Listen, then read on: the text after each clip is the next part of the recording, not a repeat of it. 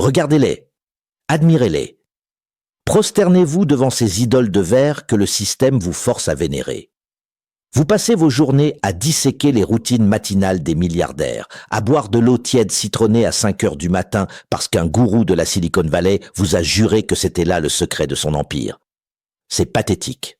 C'est une insulte à votre intelligence et une gifle monumentale que vous encaissez chaque matin avec le sourire de l'esclave volontaire. Vous êtes les victimes d'une machination intellectuelle si vaste qu'elle en devient invisible. On vous vend le rêve de l'exception, alors que vous n'êtes que le carburant d'une machine qui vous broie. Bienvenue dans la réalité brutale du biais de survie. Le biais de survie, c'est cette erreur logique fondamentale qui consiste à se focaliser sur les gagnants en oubliant la montagne de cadavres sur laquelle ils sont assis. Pour chaque Steve Jobs qui a abandonné ses études pour changer le monde, il y a 1 million de types qui ont fait exactement la même chose et qui finissent aujourd'hui par vendre des assurances ou par dormir sous un pont. Mais le système ne vous parlera jamais d'eux. Pourquoi ? Parce que les morts ne racontent pas d'histoire. Les morts ne vendent pas de formation.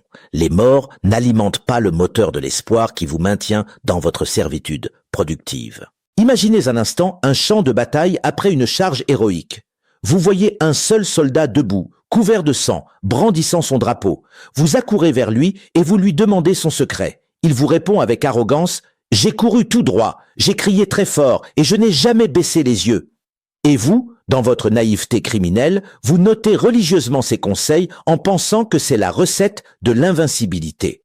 Vous oubliez les 10 000 autres soldats qui ont couru tout droit, qui ont crié tout aussi fort, qui avaient la même détermination, le même grit, la même rage, mais qui ont reçu une balle en plein front au bout de 3 mètres. Leur silence est assourdissant, mais vous êtes sourds. Vous préférez écouter le survivant parce que sa vérité est confortable, alors qu'elle n'est rien d'autre qu'une anomalie statistique, un accident biologique et financier que l'on appelle par erreur le génie. C'est une trahison systémique.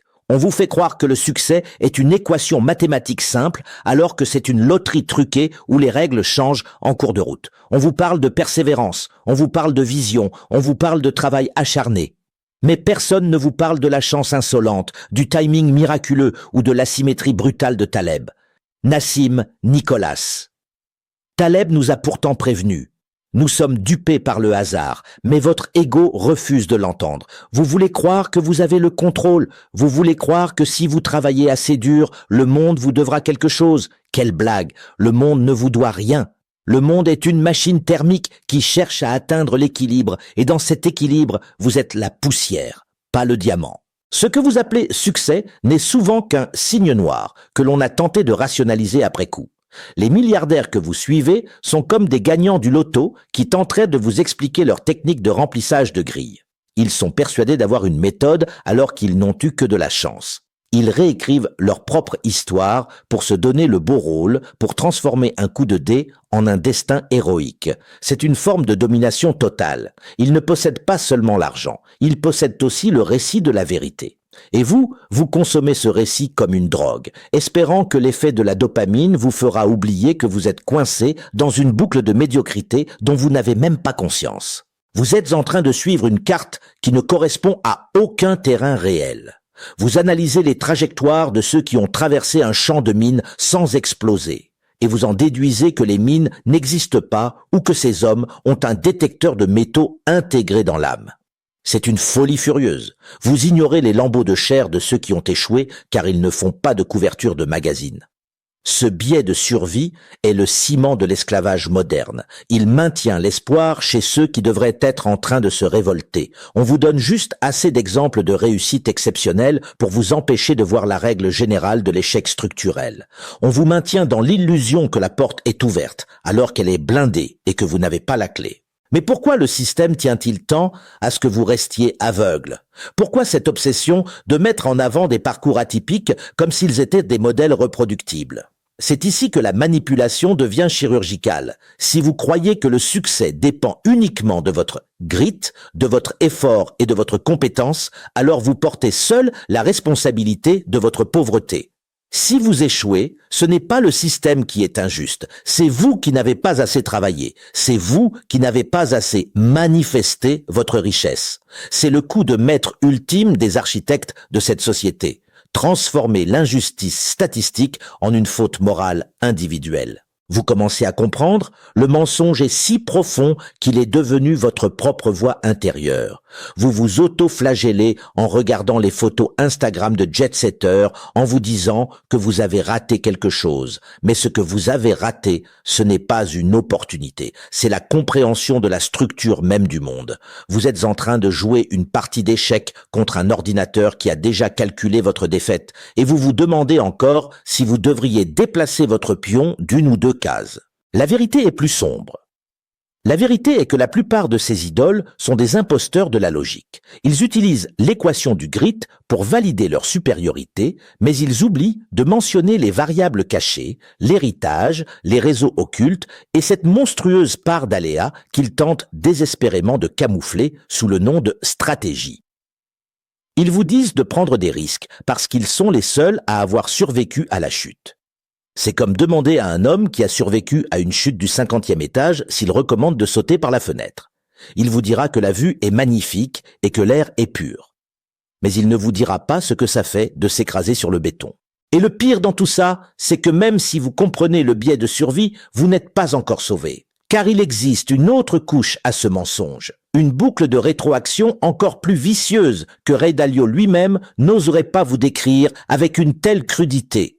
Une boucle qui transforme votre douleur en un profit pour les autres, sans jamais vous faire progresser d'un millimètre sur l'échiquier de la puissance.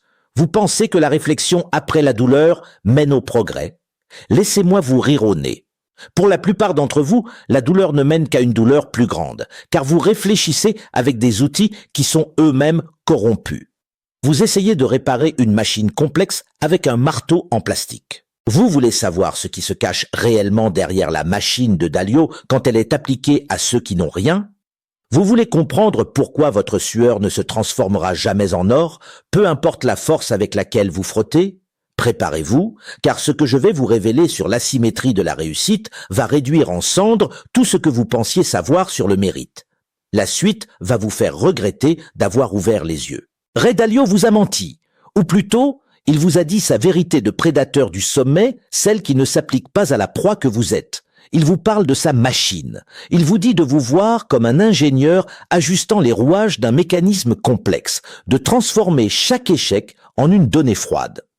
Douleur, plus réflexion. Progrès. C'est une formule magnifique pour celui qui possède déjà le capital, le réseau et le temps de réfléchir. Mais pour vous, cette équation est une condamnation à l'épuisement perpétuel. Pour vous, la douleur n'est pas une donnée, c'est une hémorragie. Et pendant que vous réfléchissez à la manière de mieux colmater les brèches, le système continue de pomper votre sang. La vérité brutale sur la machine, c'est que si vous ne possédez pas la machine, vous êtes la machine. Ou pire, vous en êtes le lubrifiant, la substance jetable qui permet aux engrenages des puissants de ne pas grincer. On vous demande d'être objectif, de supprimer vos émotions, de devenir un algorithme humain. Pourquoi? Parce qu'un humain qui ne ressent plus l'injustice est un esclave parfait. On vous vend la rationalité comme une vertu, alors qu'elle n'est qu'une laisse plus sophistiquée. Dalio regarde ses erreurs depuis un penthouse avec une vue à 360 degrés sur Manhattan. Vous essayez de faire votre introspection dans le métro entre deux journées de labeur qui ne vous appartiennent pas. C'est une trahison intellectuelle monumentale. On vous force à adopter la psychologie d'un maître alors que vous vivez dans les conditions d'un cerf. Et que dire de cette équation du grit, cette fameuse persévérance que l'on vous vend comme le Saint Graal? Et, regardez bien cette formule, vous voyez le piège, l'effort est compté 2 fois. C'est une agression psychologique déguisée en mathématiques. On vous murmure à l'oreille que si vous n'avez pas réussi, c'est parce que vous n'avez pas multiplié votre effort assez fort. C'est le culte de l'épuisement sacré. On vous fait croire que la réussite est une croissance linéaire, une ascension prévisible, alors que la réalité est une suite de ruptures brutales, de chocs et d'asymétries. Dans le monde réel, vous pouvez multiplier un effort titanesque par une compétence immense et obtenir 0. Pourquoi? Parce que le facteur X, celui que les livres de développement personnel cachent soigneusement, c'est la structure de l'opportunité. C'est ici qu'intervient l'arnaque des gains marginaux.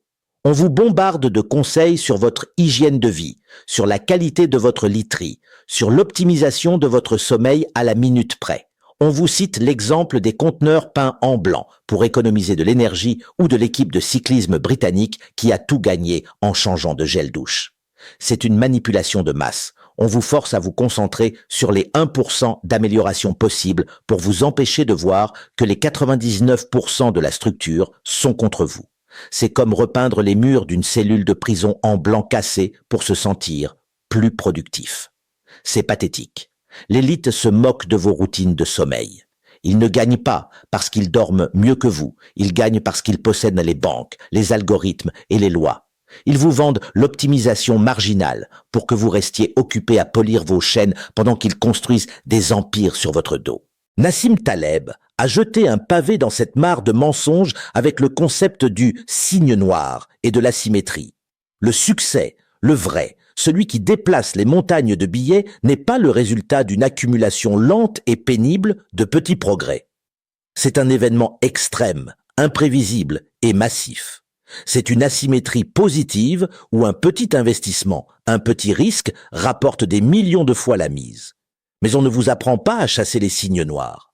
On vous apprend à être des dindes, engraissées chaque jour par un fermier qui vous semble bienveillant jusqu'au jour de Thanksgiving où le couperet tombe. La dinde a une routine matinale parfaite. Elle fait ses gains marginaux chaque jour en mangeant un grain de plus. Elle croit que demain sera comme hier. C'est une erreur de logique fatale.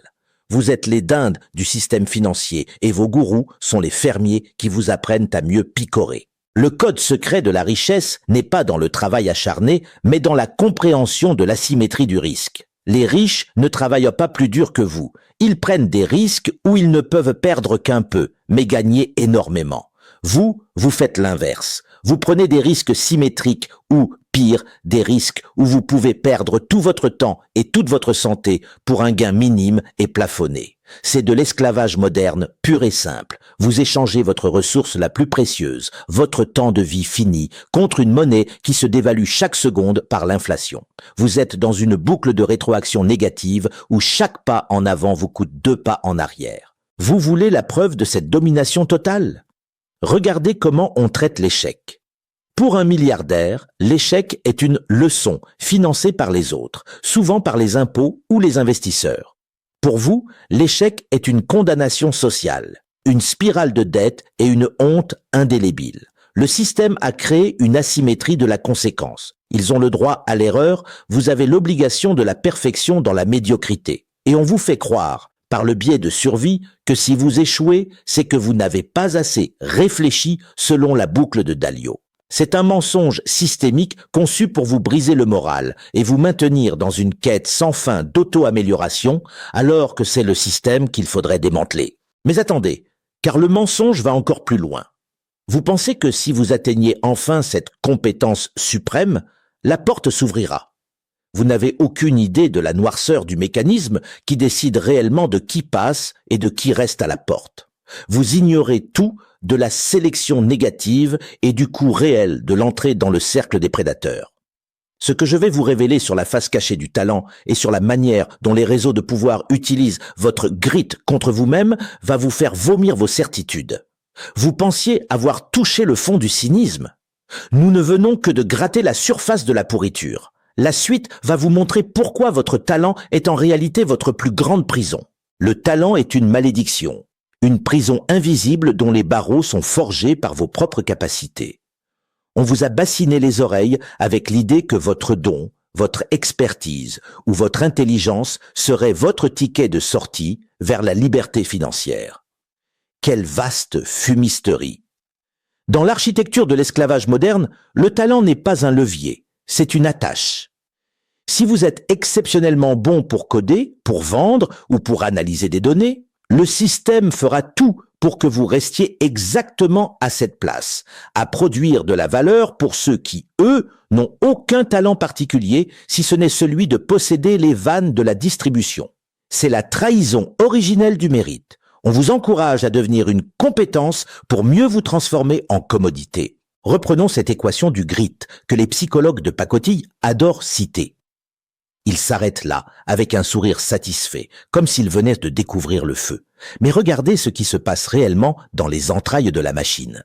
Lorsque vous devenez hyper compétent, vous devenez indispensable à un poste et donc, par définition, impossible à promouvoir ou à libérer. Vous devenez un rouage si parfait que la machine ne peut plus se passer de vous à cet endroit précis. Le système vous sature d'efforts pour que votre compétence reste enfermée dans un cadre de production. On vous noie sous le travail pour que vous n'ayez jamais le temps de passer à la seconde partie de l'équation. Car la réussite dont il parle, ce n'est pas la vôtre, c'est celle de l'organisation qui vous vampirise. Votre effort ne multiplie pas votre richesse, il multiplie l'asymétrie entre votre salaire de survie et les dividendes de vos maîtres. C'est ici qu'intervient le concept brutal de la sélection négative. Vous vous demandez souvent pourquoi vos supérieurs sont pour la plupart des incompétents notoires ou des sociopathes sans vision. Ce n'est pas un accident de parcours, c'est une fonctionnalité du système. Le pouvoir ne cherche pas le talent, le pouvoir cherche la loyauté et la prédictibilité. Un homme de talent est dangereux car il peut devenir un concurrent. Un homme de talent a des options. Mais un individu médiocre, avec un haut niveau de grit, c'est le rêve de tout dominateur, quelqu'un qui travaillera avec acharnement sans jamais remettre en question la direction, quelqu'un qui suivra les processus jusqu'à l'absurde, quelqu'un qui est trop limité pour voir qu'il est dans une impasse, mais assez persévérant pour continuer à courir dans sa roue. C'est cela, le code secret des grandes structures. On utilise votre talent pour stabiliser la base, et on utilise la médiocrité loyale pour verrouiller le sommet. Le mensonge systémique réside dans cette promesse que le grit est une vertu morale. On vous vend la persévérance comme une force de caractère alors qu'elle est souvent une faiblesse cognitive. La capacité à endurer la douleur sans réfléchir est la caractéristique première de l'animal de trait, pas de l'homme libre. En vous incitant à cultiver un grit aveugle, on vous retire votre capacité de réflexion critique. Vous devenez incapable de voir que vous êtes en train de grimper une échelle posée contre le mauvais mur. Vous vous épuisez à optimiser vos gains marginaux. Mieux dormir, mieux manger, mieux s'organiser, alors que le problème est structurel. C'est une domination totale sur votre esprit. Vous finissez par aimer vos chaînes parce qu'elles sont bien polies et que vous les portez avec une discipline exemplaire. Mais parlons de ce qui se passe dans les salons feutrés que vous ne visiterez jamais. Là-bas, on ne parle pas de talent ou d'effort, on parle d'asymétrie de l'information et de réseaux d'influence. Le talent y est perçu comme une ressource brute, au même titre que le pétrole ou le minerai de fer. On l'achète, on l'exploite et on le jette quand il est épuisé. Les véritables maîtres du jeu savent que le talent sans accès au capital est une force morte. Vous pouvez être le meilleur au monde dans votre domaine. Si vous ne possédez pas les réseaux qui contrôlent les flux d'argent, vous resterez un prestataire, un mercenaire de luxe, mais jamais un souverain. Le système vous maintient dans l'illusion de la méritocratie pour que vous ne cherchiez jamais à comprendre comment le capital se reproduit lui-même, sans effort, par le simple jeu des intérêts composés et de l'influence politique. Le biais de survie vient couronner ce désastre. On vous montre les quelques talentueux qui ont réussi à percer le plafond de verre pour vous donner l'espoir que vous serez le prochain. Mais examinez ces exceptions. Vous y verrez souvent une trahison de leur propre père, une soumission totale au code de l'élite, ou un coup de chance statistique monumental qu'ils déguisent ensuite en vision. Ils sont les anomalies qui valident la règle de votre oppression. Ils sont les capots de cette prison financière, chargés de vous faire croire que la liberté est au bout de l'effort, alors qu'elle est dans la compréhension de l'asymétrie du risque dont Taleb nous parle. Ils ont pris des risques là où vous ne voyez que de la sécurité, et ils vous vendent de la sécurité là où ils ont bâti leur fortune. Vous êtes en train de donner votre vie pour une équation qui ne sera jamais équilibrée en votre faveur. Vous multipliez des zéros par des millions de litres de sueur. La compétence que vous développez avec tant de peine est une prison dont les murs se rapprochent chaque jour un peu plus. On vous a appris à être fier de votre capacité à tenir bon, à ne pas abandonner. Mais savoir quand abandonner est la compétence la plus précieuse des riches. Ils coupent leurs pertes, ils abandonnent les projets stériles, ils ne s'attachent pas émotionnellement à leur effort. Vous, on vous a programmé pour le sacrifice. On vous a inculqué la morale du martyr pour que vous ne deveniez jamais un prédateur. Et c'est là que le piège se referme. Car même si vous décidez aujourd'hui de tout plaquer, de sortir de cette boucle de Dalio qui vous broie, vous allez vous heurter à une réalité encore plus violente. Une réalité que personne n'ose évoquer, car elle touche au cœur même de l'asymétrie du monde. Vous pensez que le hasard est votre ennemi. Vous n'avez aucune idée de la manière dont les puissants ont appris à domestiquer le chaos pour que chaque signe noir qui vous tue les enrichisse au-delà de l'imaginable. Le code secret ne se limite pas à la psychologie. Il est gravé dans la structure même du temps et de la probabilité. Ce que je vais vous révéler sur la gestion du chaos et l'exploitation de la ruine des autres va vous glacer le sang. Vous pensiez que le système était injuste. Vous allez découvrir qu'il est mathématiquement conçu pour votre destruction. Vous êtes arrivé au bord du gouffre et vous espérez encore qu'une main secourable va vous retenir. Vous n'avez rien compris. Il n'y a pas de main, il n'y a que la gravité et ceux qui ont appris à parier sur votre chute. Nous y voilà, l'élément final de ce mensonge systémique que vous appelez société. Vous pensiez que votre grit, votre persévérance héroïque était votre plus grande force. Je vais vous dire ce qu'elle est réellement pour l'élite qui vous observe depuis les nuages de New York. Elle est un nectar. Votre sueur, vos nuits blanches passées à optimiser vos gains marginaux, vos efforts désespérés pour multiplier votre talent par votre travail, tout cela produit une énergie pure, une vitalité que le système siphonne pour alimenter sa propre expansion. Vous êtes la batterie de la machine de Ray Dalio. Vous êtes le combustible de l'asymétrie de Taleb. Et le plus terrifiant, c'est que vous en redemandez. Regardez la boucle de Dalio une dernière fois, mais avec mes yeux de prédateur. Pain plus réflexion progresse. Pour vous, le progrès signifie obtenir une promotion, acheter une voiture plus grosse ou peut-être, dans vos rêves les plus fous, quitter votre emploi. Pour les maîtres du jeu, le progrès signifie que la machine est devenue plus efficace pour extraire la valeur de votre existence. Votre réflexion sur votre propre douleur n'est qu'une mise à jour logicielle gratuite que vous fournissez à vos oppresseurs. Vous apprenez à être plus résilient? Parfait. Ils pourront vous en demander plus demain. Vous apprenez à être plus productif avec moins de sommeil? Merveilleux. Les marges bénéficiaires des actionnaires vont grimper. Votre grit n'est pas un outil de libération. C'est un protocole d'optimisation de votre propre servitude. C'est une domination totale qui a réussi l'exploit de vous faire croire que votre épuisement est une médaille d'honneur. Et pendant que vous vous tuez à la tâche, on vous maintient dans l'hypnose des gains marginaux. On vous fait croire que si vous peignez les parois de votre esprit en blanc, comme ces conteneurs ridicules, vous allez rayonner de succès. Quelle blague sinistre! L'élite se rit de votre hygiène de vie et de vos routines de moine soldat. Ils savent que la richesse massive n'est pas le résultat d'une accumulation de petits progrès, mais d'une capture brutale de la volatilité. Ils attendent le signe noir, cet événement chaotique qui va pulvériser vos économies et vos certitudes pour racheter vos vies à la casse. Ils sont antifragiles parce qu'ils ont bâti leur fortune sur votre fragilité. Ils ne cherchent pas à éviter le chaos. Ils le provoquent, ils le financent, ils le domestiquent. Votre quête de sécurité est le socle de leur puissance. Plus vous cherchez à être robuste, plus vous devenez une cible facile pour l'asymétrie négative. C'est ici que le biais de survie révèle sa face la plus noire.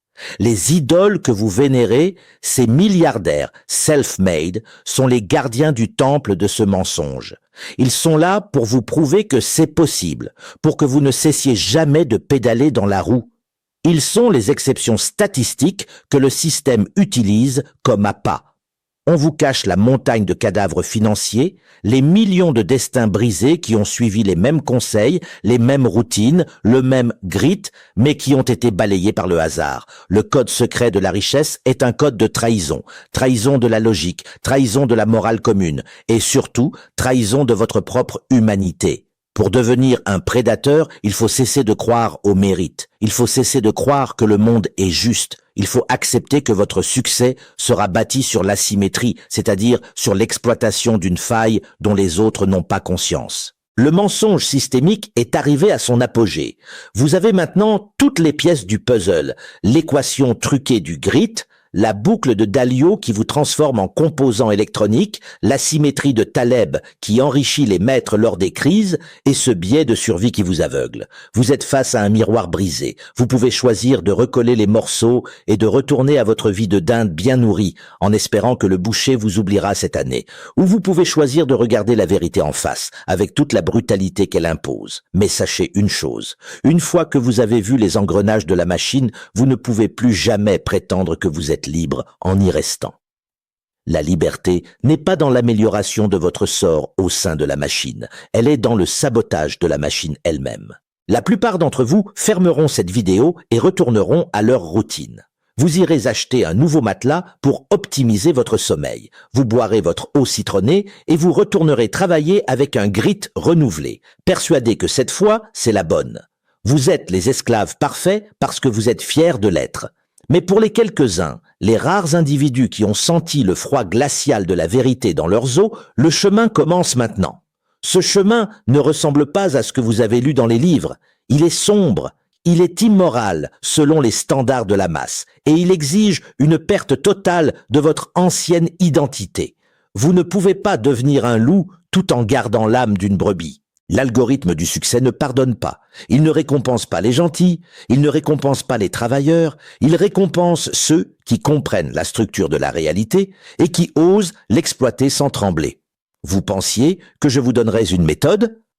La méthode, c'est la destruction de vos illusions. La méthode, c'est de devenir l'asymétrie que vous craignez. C'est de cesser d'être la donnée pour devenir l'algorithme. C'est de cesser d'être la douleur pour devenir la réflexion qui génère le progrès pour soi-même et pour personne d'autre. Tout ce que vous avez appris est un code secret conçu pour vous garder pauvre d'esprit et de poche. La porte de la cage est ouverte, mais elle mène vers un désert sauvage où seuls les prédateurs survivent. Avez-vous le courage de sortir ou allez-vous refermer la porte pour finir votre ration de grains? Le choix vous appartient, mais n'oubliez jamais. Dans ce studio surplombant vos vies, nous savons déjà ce que la majorité d'entre vous va décider. Nous parions déjà sur votre soumission. Nous avons déjà calculé le profit que nous tirerons de votre prochain effort. Le système a déjà gagné, à moins que vous ne décidiez de devenir l'erreur dans la matrice, le signe noir que personne n'a vu venir. Le temps de la pédagogie est terminé. Le temps de la brutalité commence. Regardez bien vos mains. Elles sont soit faites pour porter des chaînes, soit pour saisir le pouvoir. Il n'y a pas d'entre-deux. Il n'y a que la domination totale ou l'esclavage moderne. Choisissez votre camp, car la machine, elle, a déjà choisi le sien.